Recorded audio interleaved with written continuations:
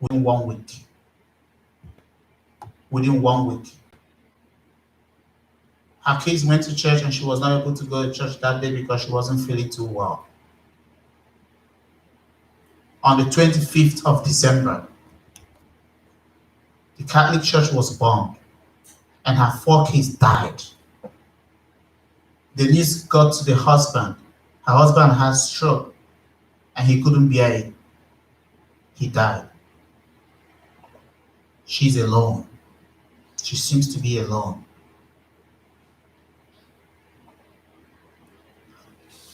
What if terror has been overcome?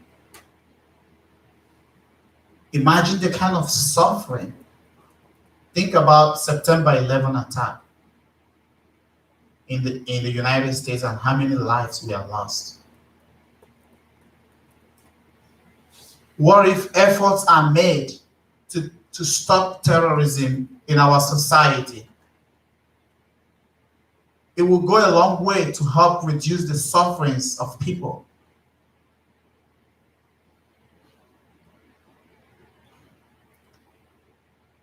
But she still goes to church. She still goes to church. She still believes in Jesus. She still goes to Mass every day. And she told me, this is the time I need to prove my Christianity.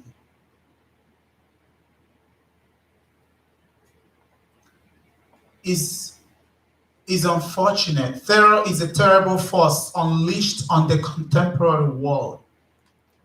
In over 70 countries, there are diverse records of terrorist activities. Now we're going straight to statistics. Only in the last few years following the September 11, 2001 attack has terrorism been seen as a global threat that calls for a counteraction. Since 1968, there has been about 8,000 serious incidents and the minimum count of casualties over 3 decades would be of the order of 5,500 fatalities and 19,000 injured.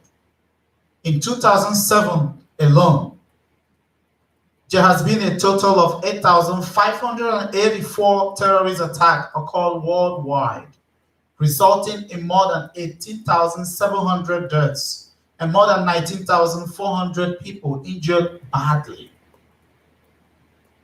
And some are crippled for life without any medical assistance. This is terrible. Very terrible. And we are against terror. In the same year, the total number of terrorist attacks and deaths increased in several countries, including many African countries, Kenya, including Somalia and the United Kingdom. 59% of all attacks took place in 5 countries: Afghanistan, India, Iraq, Pakistan, and Philippines. And 70% of all deaths as a result of terrorist attack occurred in 5 countries: Syria, Somalia, Iraq, Afghanistan, and even in Nigeria, in the north. ISIS was responsible because all these, like Boko Haram has linked to ISIS. So they're all one, but in different fragments, killing many worshippers in the church. And their target is to bomb churches and the major feast in Christianity. Christmas, 25th December, Easter Sunday, Vigil Masses, those solemnities. In 2020, it will seem that terrorist attacks have decreased because of the pandemic, but it's not true. There are still incidents, many incidents of attacks, brutality against innocent citizens, high rates of crimes, anger, hate speech, violence, and so much. What will happen if we give peace a chance in our society? Why are people interested in forcefully taking the life of people, innocent people? A country A society is tested. Deacon Scott mentioned it. A society is tested the way they treat the vulnerable, the weak, the defenseless. So I propose that terrorist activities consequently leads to unrest and even war. People leaving their countries, seeking refuge in other countries. Refugees are people who abscond from homeland to a foreign country for safety. They are different from immigrants. Refugees leave their home for safety because they are persecuted. It applies to any person who is outside the country of his nationality because of a well-founded fear of persecution. Well-founded fear of persecution by reason of his race, religion, nationality, membership of a particular social group or political opinion, and is unable, or because of such fear, is unwilling to avail himself of the protection of the government of the country of his nationality. The church says that people become refugees because they want to be safe from death caused by terrorism and war. Of course, there are several factors that have led to the current refugee crisis. One, economic factors. You can also argue the same for immigration, because people are leaving their country because they want a better life. And this country seems to be a land of opportunity for people to come in and be happy and be free. You are blessed in this country. Count your blessings and name them one by one. In some of these countries, you dare not publicly proclaim the name of Jesus. But here, nobody's killing us because we are Christians. What a blessing. In most developing countries where corruption is on the increase, it makes it possible for leaders to steal money meant to run the state, leaving some of these citizens below poverty level. And so they leave. There is a social factor. This is possible in a society where people are not treated justly. Division, of course, as is happening in our country, right? Racism, in some instances, when some people are treated as second-class citizens. There is a political factor. Corrupt power and greed are the bedrock of political instability. Thus, power tends to corrupt, and absolute power corrupts absolutely. Terrorist method are used to sponsor sometimes political violence to get freedom for the people. For instance, the apartheid in South Africa that happened many years ago, and this view was even supported by some members of the United Nations. Sad. We have the religious factor. Radical religious beliefs of some religious religion allows zero tolerance to conversion into another religion. In some countries, if you're a Muslim and you want to become a Christian, they will kill you. And so they leave. So people leave because they want to be protected. So we want to discuss on the status of refugees in our world, especially in this country. They have different experiences. Thanks be to God, this country offers refugees the opportunity to come in and live permanently and gradually become citizens. But there's a long delay in processing asylum applications and obtaining a green card. Very difficult now. This weak asylum process wants to make sure that asylum claims are, first of all, adjudicated first.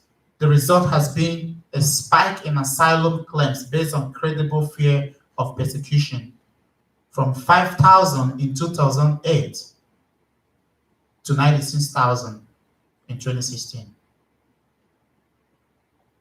At least 80% sometimes of asylum seekers will pass the easily gamed credible fear hearing, even though a few, as 10% of Central Americans, will end up getting asylum with a 2-year waiting period.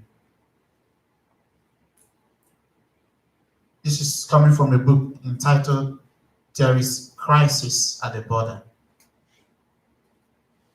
I actually had to interview a former administrator who worked with refugee and asylum seekers in Washington, D.C. presently. He points out that the U.S. receives, he has asked me not to mention his name for just to be anonymous, receives a fifth of the world's new refugee immigrants every year, more than Germany, UK, Canada, France, and Australia. He admits that the US has a high tradition of leading the global effort to protect refugees, and that people fleeing violence and persecution come to America because America stands as a beacon of hope and freedom. And of course, this is correct, I think. Now, in 1987, Pope John Paul II's visit to America on September 19th, 1987, he addressed the country. Let's see if we're still living up to that expectation of JP2 the Great. America, the beautiful, I quote him. So you sing in one of your national songs. Yes, America, you are beautiful indeed and blessed in so many ways. In your majestic mountains and the fertile plains, in the goodness and sacrifice hidden in your teeming cities and expanding suburbs, in your journeys for invention and for splendid progress, in the power that you use for service and in the wealth that you share with others, in what you give to your own, and in what you do for others beyond your borders, in how you serve, and in how you keep alive the flame of hope in many hearts, in your quest for excellence, and in your desire to right all wrongs. Yes, America, all this belongs to you, but your greatest beauty and your richest blessing is found in the human person, in each man, woman, and child, in every immigrant, in every native-born son, in every native-born daughter, and in every refugee. For this reason, America the Great, your deepest identity and truest character as a nation is revealed in the position you take towards the human person. The ultimate test of your greatness in the way you treat every human being, but especially the weakest and most defenseless ones. The best traditions of your land presume respect for those who cannot defend themselves. If you want equal justice for all and true freedom and lasting peace, then America, defend life in all stages. All the great causes that are yours today will have meaning only to the extent that you guarantee life, right to life, and protect the human person, the feeding the poor and welcoming refugees, reinforcing social fabric of this nation, promoting the true advancement of women, securing the rights of minorities, pursuing disarmament while guaranteeing legitimate defense.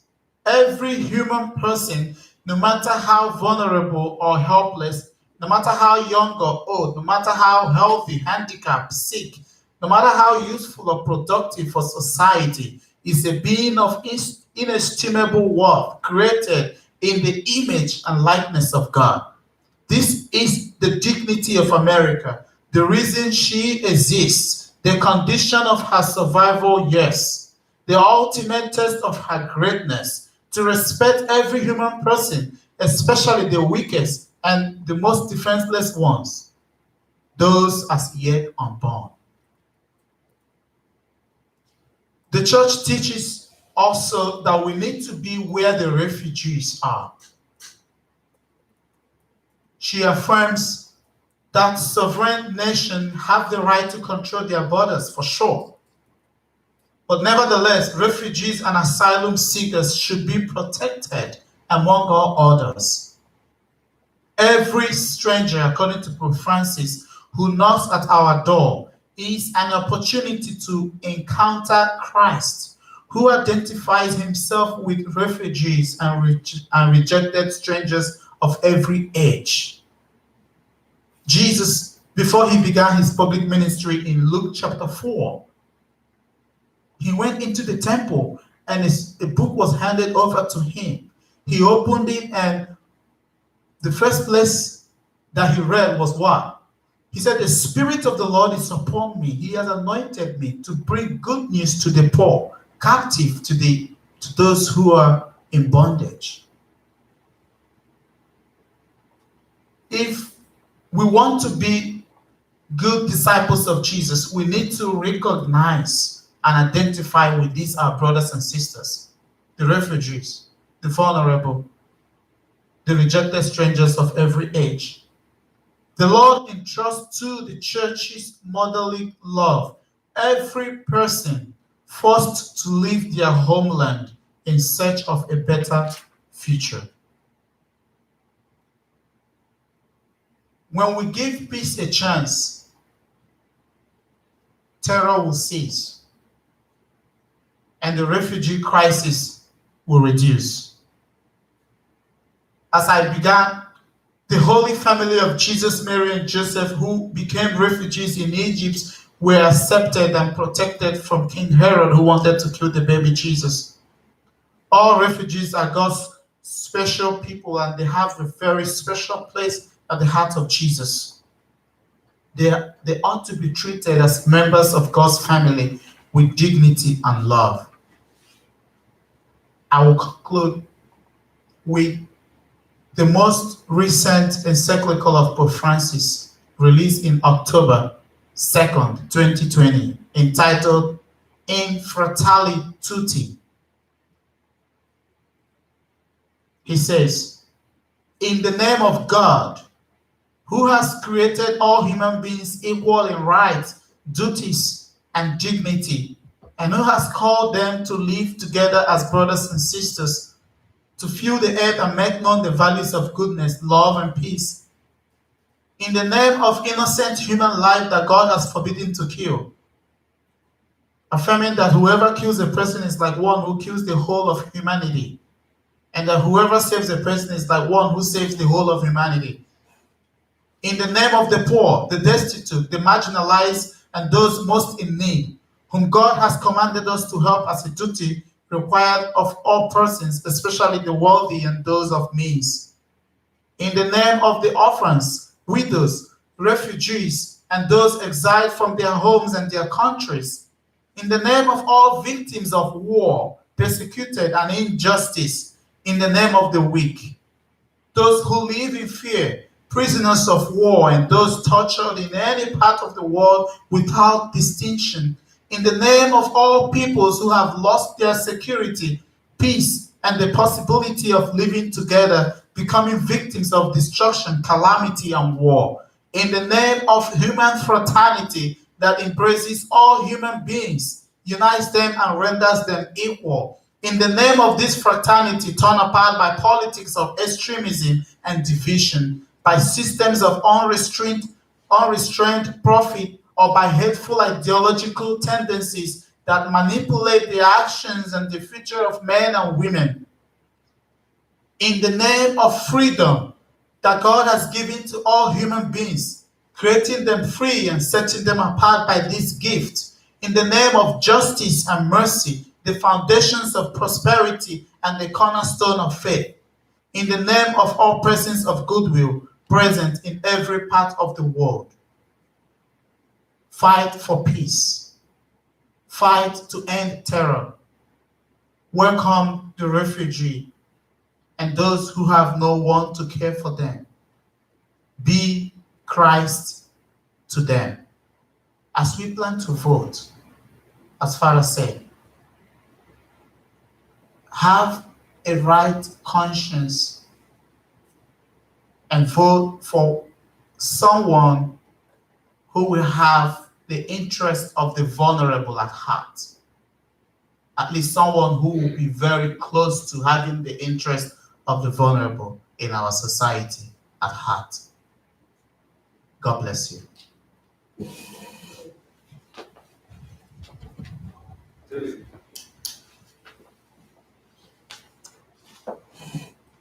Deacon Father, thank you for your presentations.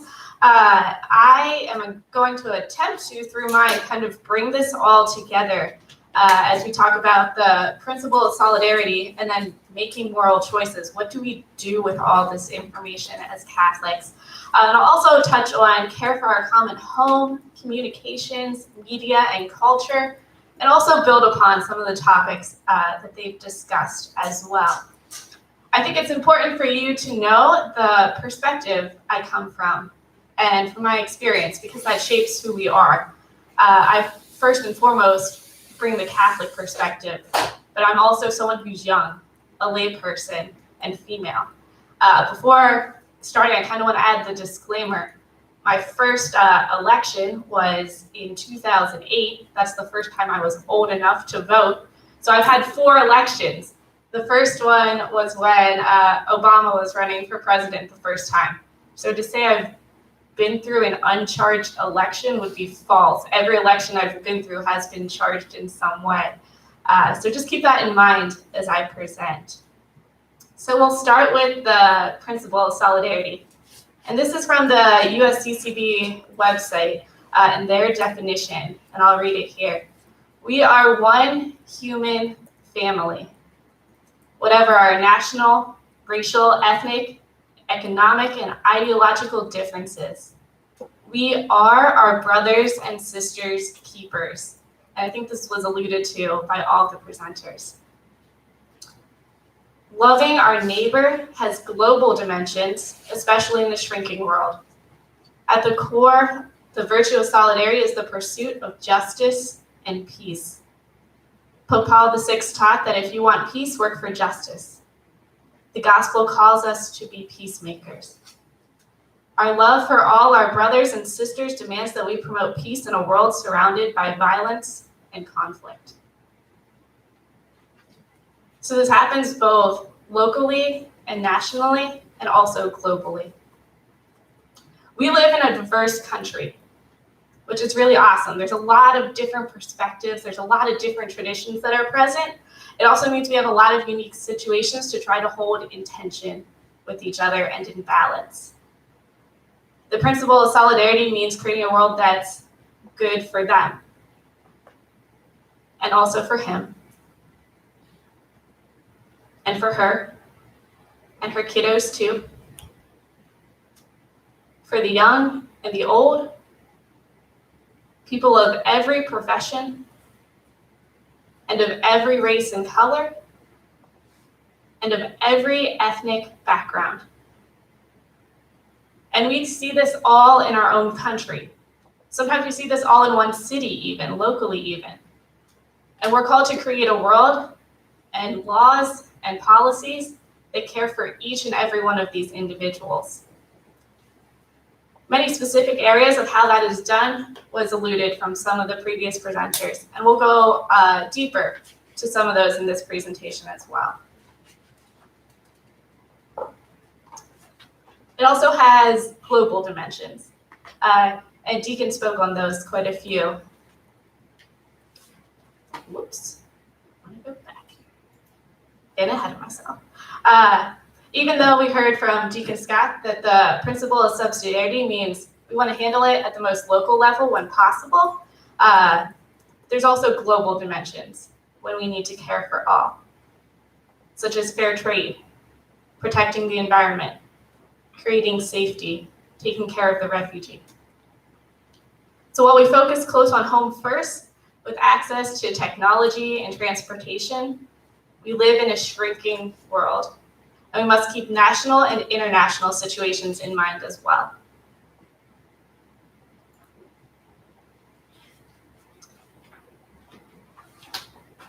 Again, solidarity recognizes others as our brothers and sisters. and actively works for their good. So we first must understand what life is like for them. We can't just barge in and do what we think is best. We need to understand their experience as they experience it. So some of those topics include eradicating racism, addressing extreme poverty, limiting the spread of disease. And that's particularly an important issue right now that's on the forefront of all of our minds with the coronavirus. Welcoming the stranger and including the immigrants. Ending the practice of separation of families through deportation, and promoting peace throughout the world. Now, there are different ways to address these issues. And the church doesn't claim to always have the best way to solve these problems. You can support a variety of different plans that have these end goals in mind. We're going to look closer at just a few of these topics. It's been mentioned a few times, and that's because the church holds it very important, and that's the preferential option for the poor. The common good embraces all, but those who are weak, vulnerable, and most in need deserve preferential concern. This includes unborn children, persons with disabilities, elderly and terminally ill, victims of injustice and oppression, and also immigrants. Efforts to reduce poverty should not be associated with the demeaning and sometimes coercive population control programs on both the local, national, and international levels. Instead, it should work with the poor to help build opportunities for themselves and their children. As Deacon Scott said, not just giving the man the fish, but teaching them to fish. It's more than just sticking food in a bin as well, but it requires relationship, encounter, human-to-human interaction. It's incarnational. Another issue that plagues our country, especially recently, is racism. I didn't grow up in the 60s. I have no idea what it was like then other than what I read. I don't have that personal experience. But I do know that racism is still present in our country. It's much more subtle, but I know I was never denied a job because of my skin color, or because my resume got skipped over because I had a unique sounding name. My biggest concern when I get stopped by a cop, which has happened a few times, is am I going to get out of the ticket, or how much is that ticket going to cost? I've never even had to think about my safety. I just presume that. We cannot understand the experience of our non-white brothers and sisters unless we enter into dialogue with them. And we need leaders in politics and in creating policies that are able to address the racial divide and promote equality. And we need to take an active role in getting to know people that are different from us as well. Another topic is the care for our common home. Care of the environment is an issue of solidarity. This is a moral issue. Protecting the land, water, and air we share is a religious duty of stewardship. Energy conservation and development of alternate renewable and clean energy resources are necessary. Pope Francis speaks at length of the care of the environment in his letter Laudato Si. Locally, something we must address as well is consumerism and materialism. We consume a lot. When we think of how much we have and how much we have available to us in Silver Spring Township here on the West Shore, we must think not only of ourselves and how much we can consume, but how we can share that and how God has called us to be good stewards of what we have.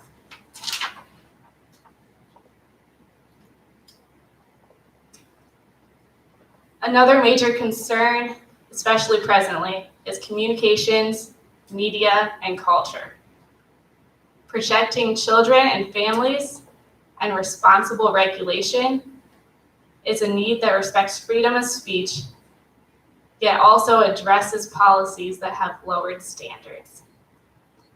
The internet has both great benefits and significant problems. All students, regardless of income, should have access to the benefits of the internet. And we've seen how much of an issue this is in this time of online learning. It's difficult for students to learn virtually when they don't have stable internet. We also know the dangers of the internet. There's easy access to pornography and violent content, and this is of grave concern for us as Catholics. Perhaps recently you've heard of the trouble that Netflix got into because of the the content of the movie Cuties. Pornhub is also far too easy to access, even for our children. I know families that are dealing with issues where teens have sent inappropriate videos to someone who they thought they knew, but they were pretending to be someone else. Sexting is an issue among our teens. There are even suicide websites out there where people can get on and it's other people considering suicide and they get support for that. Overall, the internet can be a dark place, and internet law has not yet caught up with internet usage. The internet's kind of the Wild West of our current times. We need laws that protect our Catholic values, not only now in person, but also online.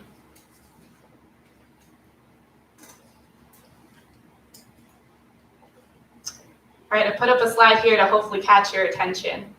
It's a little sarcastic here, but it says, these sound like liberal socialistic ideas, but they're not. They're Catholic values. It's not a left or a right issue, as Deacon Scott said. It's not conservative or liberal. We remember that the church doesn't tell us how these things are to be addressed, that these moral issues need to be addressed. Hearing some of these positions, when we think of care of our common home and needing to look out for others, may challenge our political ideologies. We have to look at gratitude with all that we have, as Deacon said as well. Most of us had to think about whether we've got a job or not because of our skin color, or if we've had the money to pay for Wi-Fi. And health insurance is something that most of us have had access to. If you own a home, live in a safe neighborhood, are friends with police officers you trust, have food in your fridge, and you don't have to decide between the electric bill or rent, these are a lot of privileges that we on the West Shore have. Not everyone has these benefits that we take for granted. And so when we vote and we make laws, we have to think not only of ourselves, but in solidarity, think of these people as well. Mother Teresa said, live simply so that others can simply live. And by our vote and our action as well, we need to put that into practice. All right, so what do we do? Kind of to sum it all together. After hearing all of the different presenters, I'm sure you have a perfectly formed conscience and have figured out exactly which candidates you're voting for. And I hope that is totally far from the truth, because there aren't many clear-cut answers. I forget which presenter said it, but there's not a candidate there that fully encompasses all of our Catholic values. Decisions about political life are complex. And with this election, it seems even more complex and hard to figure out. I myself have wrestled with it. I know deacons, priests, pastors, faithful lay people who have wrestled with it and who have come to different conclusions. It's not my job or even the church's job to tell you, you need to vote for this person. We're here to try to help you form your conscience. We know the issue of the dignity of human life from conception until natural death is of highest importance. We also need prudential judgment in areas of armed conflict, housing, healthcare, immigration, and environmental concerns. Deacon Scott mentioned it earlier, but I want to sum it up again.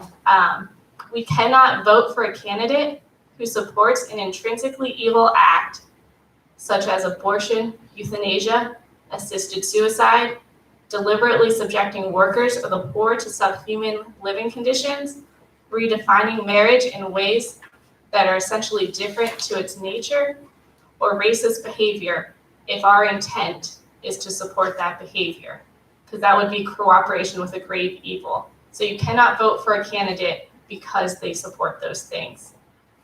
However, you may decide to vote for that candidate because of other morally grave reasons. The church tells us we have the option to choose not to vote for any candidate, that if we consider all options and we can't in good conscience vote for one of them, the church says that's okay. It says it's okay if we vote for a third party. Or you can vote for the candidate you deem less likely to advance a morally flawed position and more likely to pursue other authentic human good.